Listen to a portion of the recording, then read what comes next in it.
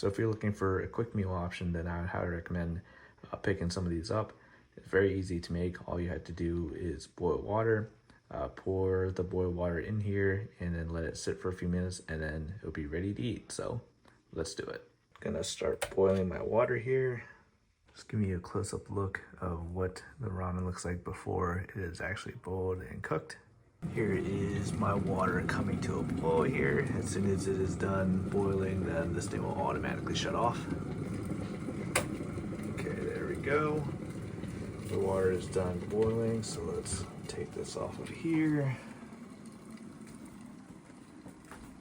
And then bring it over to the ramen, and I'm just going to pour this in here.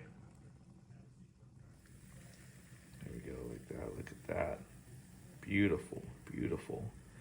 Here we go, I'm gonna pour it until it comes over the ramen, and that should be a good amount. Let's just add a little bit more because the noodles are gonna suck up the liquid. So the next thing I usually do is cover it back up with a lid, and then I just weigh it down with some chopsticks. So it has been a couple minutes, and let's take a look at our ramen here, and oh yeah, it is looking beautiful.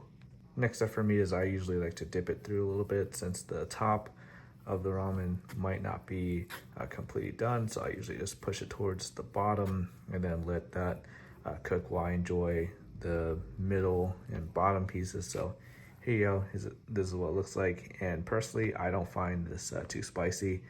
Really good flavor, but just adding a little bit of kick to it. So very delicious and would highly recommend it.